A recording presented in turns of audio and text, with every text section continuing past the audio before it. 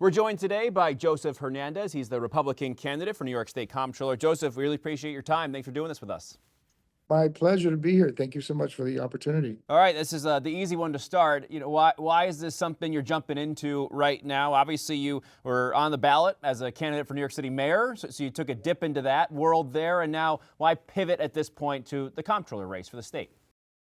Well, anyway, I appreciate the opportunity again. I jumped into this. I jumped into the mayoral race with really one mission in mind, and that is to really use it as a platform to articulate, what socialism and communism is, and how the dangers of that. Really, I came from Cuba. I was born in Cuba, and so I spent the early part of my life there, and I know how dangerous that is for a society and how it robs humanity of the individuality and of grit and hard work. And I don't think it's good for America. It's certainly not good for New York. So I jumped into the mayoral race with that messaging in mind. And this is just an extension of that. Really, I was asked to look at this opportunity, and I thought I could be helpful and just to give back to this great society that gave me and my family so much. That's really why I'm doing it. Really quick, just to follow up on the concept of socialism, and obviously you being from Cuba, an immigrant here, and I know that that's been thrown, and even the word communist has been thrown around in the way some of Zohran Mamdani's policies and the way he campaigned. But I think at times people, obviously socialism, there's dictatorships that come along with that.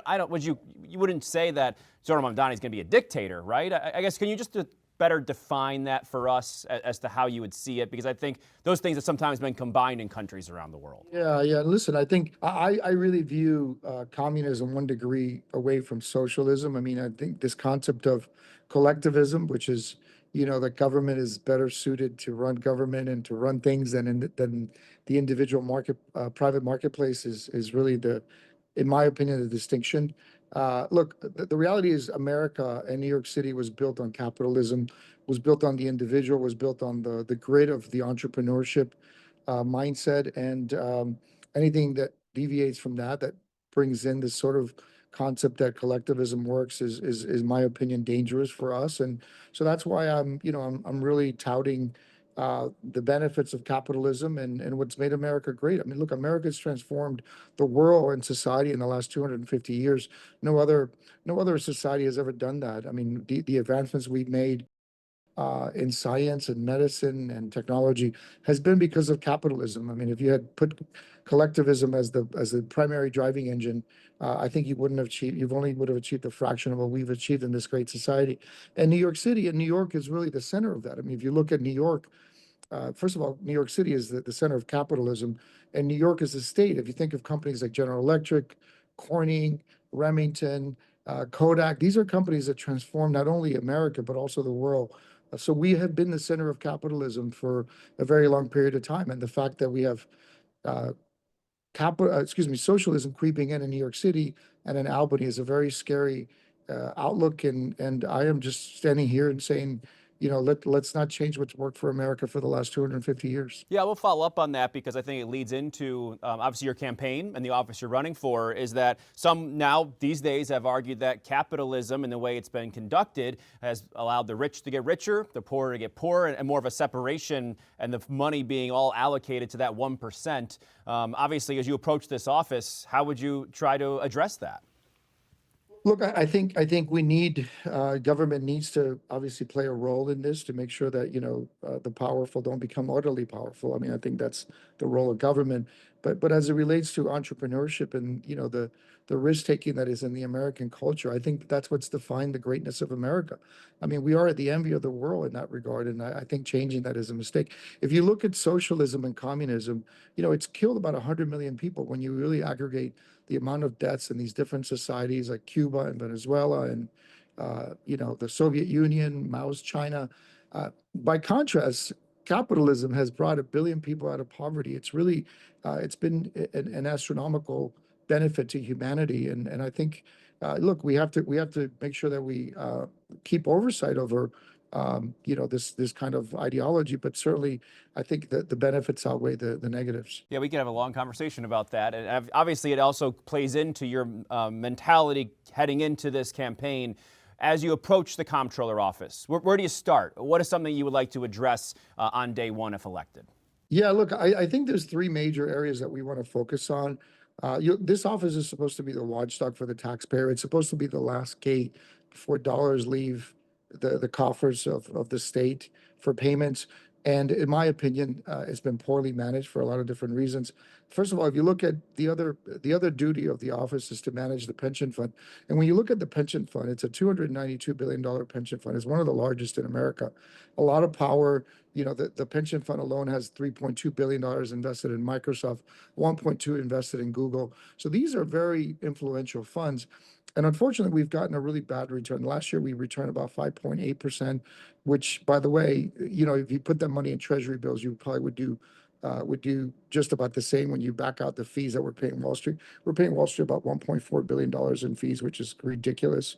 With that kind of return, we shouldn't pay anybody anything. You would be fired on Wall Street if you got those kinds of returns. So my first strategy is to make sure that we increase the returns on the pension fund. That's important for pensioners, but it's also important for the taxpayers, because if we don't meet our obligations on the pension side, we basically have to pass the hat around the different municipalities and city and ask them to contribute for the pension. So it does have an impact on the taxpayer base. The other thing we would do is, in addition to sort of improving the performance there, which I plan to do that by bringing in an in-house investment team that really understands how to invest. I work on Wall Street. I know the investment community here. And in my opinion, that's the best strategy to roll out on the pension fund. CalPERS does it. The teachers union in Canada does it. There's a lot of examples of how this model works. So I'm going to do that. The next thing is really this fraud and abuse that we see pervasive in the nation. Look, our Medicaid budget is about over 100 billion. It's about $110 billion. It pales in comparison to what Minnesota has a $19 billion Medicaid budget. And if you look at the fraud and abuse that's happened in Minnesota, I can guarantee you New York State is going to be 10x greater than we've seen in terms of fraud and abuse. So I'm gonna really focus heavily on that. I'm gonna hire an in-house strike team to focus on fraud. I'm gonna staff it with forensic accountants, with financial crimes prosecutor, and I'm gonna have the federal prosecutors and the state prosecutors on speed dial to make sure that the people that are robbing from our taxpayers don't get away with it. And then the third part of our strategy is to use the fund for economic development to really invest in New York. Look, we're investing in these big companies. They should be investing in our state. And so I'm gonna call the CEO of Microsoft. I'm gonna call the CEO of Google and say, look, we believe in you. You need to believe in our state, and ask them to really invest in our state. But also, I'm going to do venture. I'm going to bring in some new companies and the next generation of technologies, artificial intelligence, life sciences, biotech, advanced manufacturing, aviation, things that are really driving the marketplace, and establish those companies here and use the economic development funds, elements of the fund to do that. Because we got to create the next tax base for New York, but also create the next generation of jobs for our kids. Let's start after that with the pension fund, because I think that the comptroller is touted saying that we're known as being responsible. We have a good rating on it, and we've heard, well, we're not getting as much out of it as we can, but they would say then, well, we're just being fiscally responsible. We're not taking risks. How would you avoid maybe taking a risk and trying to get more growth, more return, and at the same time making sure people aren't being impacted negatively because of that? Look, I think one of the first things you learn in finance course, which I'm not sure our current comptroller has taken, is portfolio theory. You don't do this by putting all your capital in one risky portfolio. You don't do that. You certainly disperse your portfolio, and you do it in a way that your net benefit is an upward return. I mean, if you look at the S&P last year returned about 15%. We're not saying that you should have that kind of return, but if you look at CalPERS, which is a peer fund, it's the California pension fund, they returned almost 12%. We got 5.8. The only thing they did different is they had an in-house investment team that focused on things that are high growth, like venture, like private credit, like international investments. There's no reason that you shouldn't have that kind of management. And by the way, they weren't paying Wall Street these crazy fees that we paid. We paid Wall Street, as I said, $1.4 billion in fees last year. There's a better way to manage it. I'm not saying you take on undue risk, because that's not the role. The role is you're a fiduciary to make sure the pensioners have a return, but you also need to make smart investment decisions. And I think I would argue that this comptroller has not done that. Is there any place, anywhere, any company that you would immediately invest or divest in or from? Look, I think broadly, I think you got to look at venture. I think, where you see all the growth, you see a lot of growth in artificial intelligence and technology. I would certainly be more aggressive about investing in those sectors. And then and again, I would use it as a means to get companies to invest in New York. This is the next generation of businesses, the next generation of jobs. Look, artificial intelligence is really what electricity was, a couple hundred years ago. It is transformative. It's changing the way we live. It's changing the way we work. We should be leaders in that. New York State has been the leader in every industrial revolution, every aspect of technology, including electricity. We should be spearheading this technology revolution. There's things in automation and aviation and robotics that we should be investing in as a state and as a pension fund. I think it was in the New York Post when you announced, you did an interview there. I want to make sure I get it right. You talked about investing and what have you and managing the fund, and said it should be in the best interest of pensioners and it shouldn't be political. Is that right? Is that what you said? Absolutely. I mean, Yeah. I think we have, and by the way, New York is not the only one. I think a lot of these pension funds have started using political filters to make investment decisions.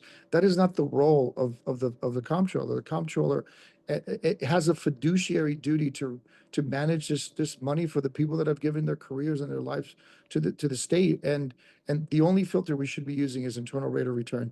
I think these political filters are dangerous. They lead us down a path of complacency and of lack of returns. And I think you're seeing that in the current fund. But should you be wary, though, potentially of investing in something that might not be moral or might not be? Look, I think you have to use a moral compass. I'm not saying you don't use a moral compass, but these issues of using your name it, your flavor of the month political filter to make decisions, investment decisions. I think that's dangerous. That is not in the best interest of our pensioners. It's not in the best interest of our taxpayers. And I would argue it is not in the context of the fiduciary duty and the responsibility that the sole trustee as comptroller has for the fund. And I wouldn't use that filter. I would never use a political filter. I think you have to use a moral filter, but I think if you're in this business, you have to have a moral filter, or you won't last. Sure. Let's get to the auditing aspect of things and the reports and some of that oversight. You mentioned the Medicaid issue. Obviously, that's been on a lot of people's minds. You talked about Minnesota and now broadly as we look at the country as a whole, at the federal government. You talked about just in terms of the oversight of the Medicaid program. I did look, as I saw you did an interview with WBNG about this, talking about CDPAP and saying it was behind. I mean, there was 9 different audits last year, 16 the year before, double digits in Medicaid alone out of that office. Is that not enough for you, or is it the timing of those? What about it doesn't go far enough? Look, the audits that we're doing are retrospective audits. They're audits that look, a number of years behind. Oftentimes, the individuals that committed these crimes aren't even around. The money's left the coffers. What exercise do we get out of telling taxpayers that they just got robbed $1.2 billion, which is what happened in the case of CDPAP. I believe in real-time audits. I believe that there's technologies out there that allow us to really flag these areas that are prone to fraud and abuse. Medicaid is a perfect example, but there's a long list of examples that are prone to fraud and abuse. And just by having sophisticated analytics and data mining tools, you can pick these things up and you can stop it before it gets out of hand. And then the other thing you got to do is you got to be aggressive about the prosecution. Pointing out fraud and abuse and theft only has so much value. You got to be aggressive about building a case file to make sure that these individuals that are robbing taxpayers don't get away with it. And you have to involve the federal prosecutors. You have to involve the attorney general to make sure that these people don't get away with the crime they're committing. At the end of the day, every dollar that gets stolen here is a dollar that gets stolen from our kids, from our law enforcement officials, from our road repairs. I mean, this is something we should be very angry about. We should be mad. We should be pounding on the table, and we're not doing that right now. The comptroller, the office and his campaign, I should say, has pushed back on this whole notion of the power of the office and saying, well, by law, the office can't force or compel state agencies or local governments to implement these audit recommendations. How do you work through that? How do you work with that? I disagree that 100%. I mean, I think the audit, the audit is one of the central roles of the comptroller's office. Every dollar that leaves the state that goes to pay vendors comes to the comptroller's office. Every contract that's over $50,000 needs to be signed off by Napoli. So I don't subscribe to the notion that this is a toothless role. That's absolutely not the case. Not only do you have the ability to stop payments, you have the ability to challenge the validity of those payments. And further, you have the ability to create prosecution files in the event that there's fraud and abuse and hand that to prosecutors. They have a duty to enforce the law. It's not in the comptroller's office, but you certainly have the ability to create a case file for that. And I would argue that this is a very powerful role. It hasn't been used because it's been a political position. It's supposed to be the watchdog of the taxpayer, and it's become, in my opinion, a lapdog. It's not really. It's a ceremonial position, as it's been for the last 17 years. If I take office, I guarantee you it's not going to be that. I'm going to be an aggressive comptroller. We're going to make sure that every dollar that leaves, the coffers of the taxpayers, that it's intended to be a justified dollar. And if there's fraud and abuse, I'll stop it day one. One more, obviously, on the economic development aspect of your campaign here, the funds there. We've heard some of your competitors on the other side of the aisle talk about affordable housing. Is there a specific place that you think that is missing investment right now that can really make a big difference? You also talked about AI. Yeah, look, I think you have to treat the economic development angle as a venture capitalist, like you would. You're going to take risks in areas of growth. That's where the returns are, and that's where I would argue the next generation of jobs are. Things like artificial intelligence, things like broad pharmaceuticals and healthcare and biotech. Things like advanced manufacturing. I mean, look, we have the Micron facility that's being built there. It's about $100 billion going in there in investments. We should leverage that as a platform to bring in other, semiconductor-like related businesses that are down and up the supply chain for semiconductors. So we have an ability to bring in, and by the way, these are great paying jobs. It's a great tax base. It expands our tax base. It moves it away from, right now we count on Wall Street so much for our tax base. Wall Street comes and goes. It's a cyclical business, as you know. You can have 4 great years of Wall Street and 4 horrible years. Our budget heavily depends on that. We got to diversify the tax base, but more importantly, we got to create jobs for your kids, for my kids, so they don't have to leave the state for good jobs. And I think this is a wise investment. It's going to have good returns. Again, we're going to use the initial filter to make sure we have good internal rate of return. But we got to invest in New York. We have to. It is imperative that we do that. Can we do other things like affordable housing? Again, the filter has to be, is there a return? And I would argue that if there is a return in doing housing projects, we'll look at that. Absolutely. Does that investment, do those ideas change depending on downstate or upstate in the city or in a more rural area, if you will? Look, I think upstate and the western parts of New York have been neglected for a number of years. From Albany doesn't pay attention to them because that's not where their voter base is, and that's, in my opinion, that's horrible. I think all taxpayers are taxpayers, whether they have a D or an R to their name, and I will certainly view the world like that, and certainly view investments like that. I think you have to create economic development across the state. I would argue that that there's some opportunities that are valid and valuable in upstate and western parts of New York, and just like there are opportunities here in Manhattan. So I wouldn't use that filter in my decision making. I think, look, if the state wins, we all win. We have a better tax base. We have better jobs for our next generation of New Yorkers. And ultimately, we have a better society and a government that provides the services at a low cost, at an efficient cost that they deserve, and they're justified. Look, we are the most taxed society in America. We should have the best government, and unfortunately, we have the worst government. We got to change that. More of a political question for you now. There was a report today in City and State by one of my colleagues, Kate Lisa, talking about a fundraiser thrown by a Republican for Thomas DiNapoli this week. As the Republican here on the ballot, what's your reaction to that? Listen, Tom DiNapoli, from what I hear, is a nice guy. I think at the end of the day, you got to look at performance. He hasn't been challenged in 17 years. I think he's got a lot of friends across the aisle, and I respect him for that. But at the end of the day, this is a job that is supposed to be the watchdog for the taxpayers. That hasn't happened, and I'm here to change that. And look, as soon as people hear my messaging, I can tell you we're getting a lot of support. I'm new to the scene. I'm not a politician. I'm a business guy. And I am getting support across the spectrum, both from Democrats and from Republicans. So I envision that I'm going to be a real challenge to him, and I think ultimately I'll win. Finally, your story. Obviously, you're an immigrant. You come from Cuba. What should people know about you, the person? Look, I came to this country with nothing. I came at the age of 7. My dad was a political prisoner. We crossed the states of Florida during a storm. I mean, it's like a movie. My dad came here. He washed dishes. My mom cleaned houses. I came from nothing, and this great country allowed me to get 5 degrees. I went to University of Florida. I went to Yale. I went to Oxford. I have brought 12 companies, created 12 companies. I brought 5 of them public. I've rang the NASDAQ bell twice. That only happens in this great society. I am so grateful. I wake up every morning saying, "Thank God that I am living in America, because this is a very unique place. This is the most amazing country in the world, and I am just doing what I can to pay back to this great society that gave me so much. That's my only purpose for doing this." I want to ask, how did that opportunity come? You just spoke of obviously an incredible work ethic of all those different institutions and businesses. What clicked? What was the springboard for you? As someone that probably came here and didn't know much about what was the situation. It was the desire to better my life and better my family's life, but also to have an impact. I think we all sometimes lose track of the fact that you have to give back. You have to give back to this great society. I mean, this great country wasn't created by accident. It doesn't continue to be a great country if we all stay on the sidelines. We have to raise our hand and say, you know what? It is my time to give back to this society, and that's what I'm doing. I really am in love with America, and I'm just trying to give back a portion of what this great country has given me.